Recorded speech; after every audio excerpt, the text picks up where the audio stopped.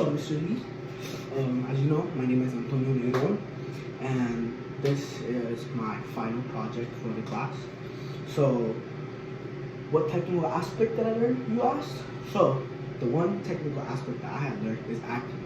You know, you think that acting is easy, like, oh, all they gotta do is read from a script, they get paid, so it should be easy. But in reality, it's really not. Because acting, you really have to show you some true skill to get that character right. You know? So how does an actor create that character? Imagination, you know?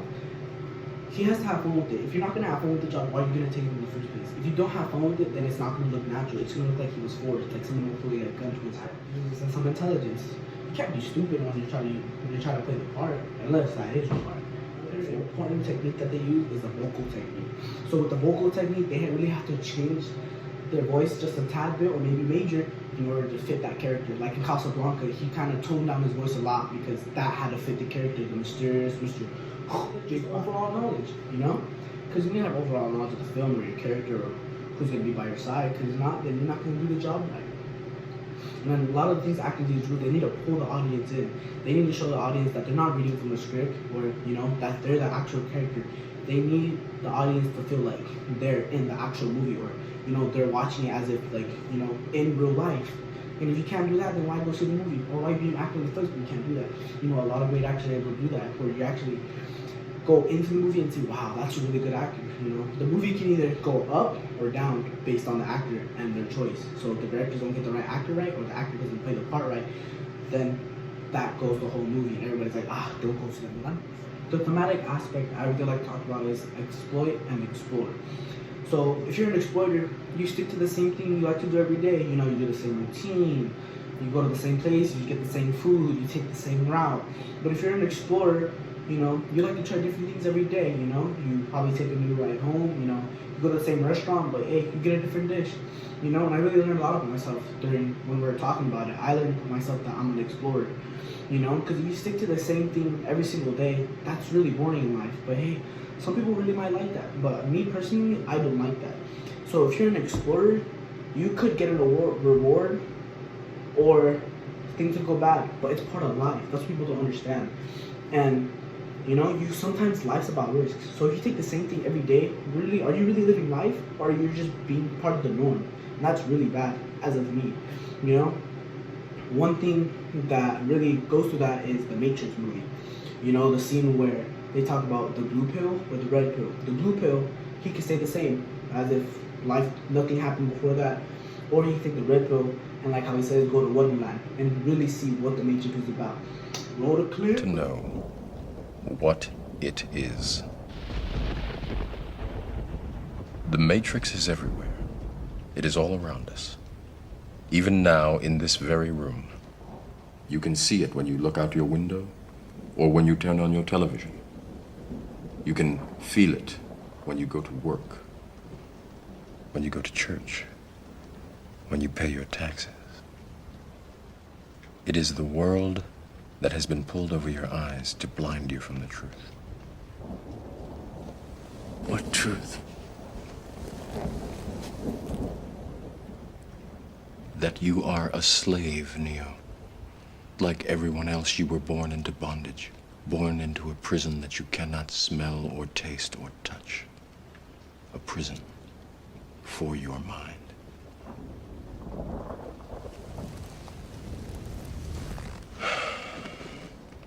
Unfortunately, no one can be told what the Matrix is.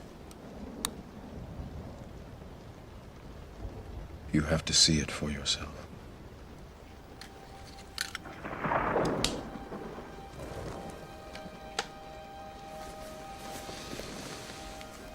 This is your last chance.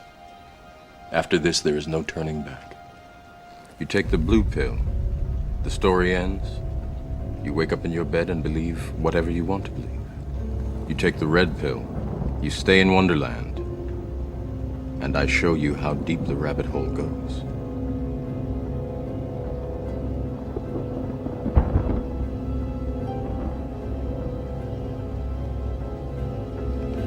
Remember, all I'm offering is the truth, nothing more.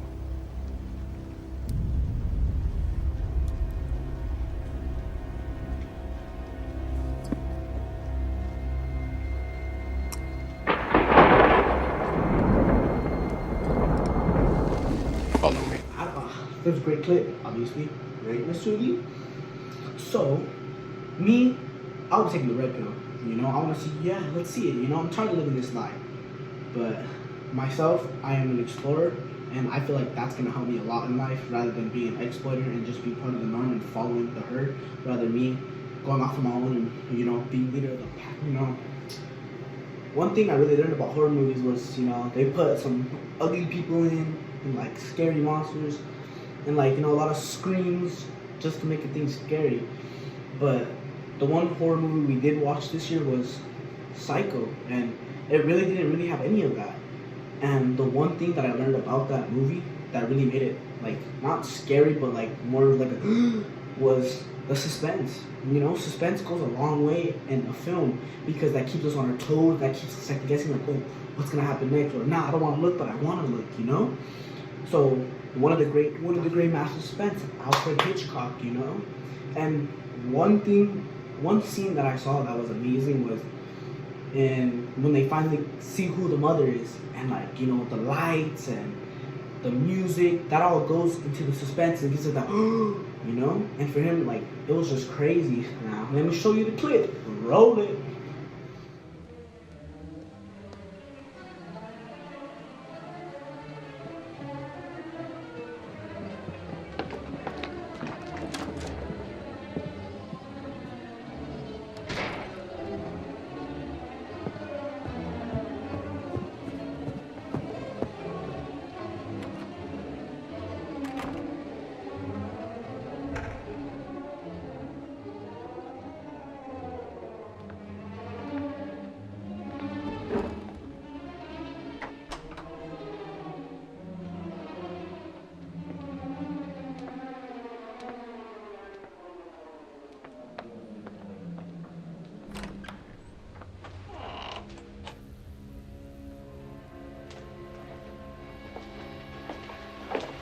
Mrs. Bates.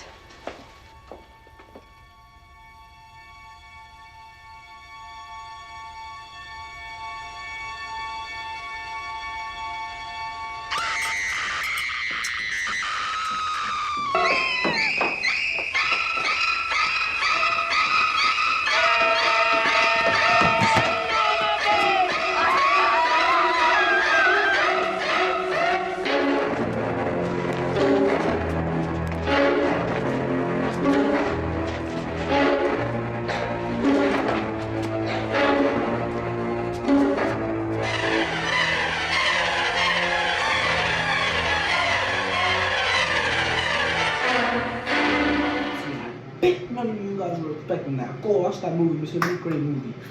But yeah, you see that? Suspense, you know. She smacked the light and the whole thing was going crazy and hands down, good movie. But really, that's what horror movies are about. The suspense, like the you know? And the one thing I really learned out this whole year with you, Mr. V, is movies aren't made in a day. Like before, when I'd go see a trailer, I'd be like, why's that movie gotta be like, say like right now, we're in what, May? Why's the movie gotta come out in December? Like, it doesn't take that hard, but really taking your class and seeing, you know, the mise-en-scène, the cinematography, the camera angles, the editing, oh my goodness, the editing, everything that goes into a movie, now I understand why it takes so long, the production, and how much money they really have to spend on it, because if they really slapped the movie in a day or like say like 2 months and it was a bad movie, like then I understand why. Like, dude, you know, hand me the camera, I'll do it. I took Mr. Lee's class, I got this, you know, Mr. Lee. So it's crazy to think about how much stuff really goes into all these films. So with that, Mr. Lee, thank you for allowing me to be in your class, and thank you for the amazing year and teaching me all these things about film. And you know, maybe I might become a director someday. Who knows? Who knows what could happen?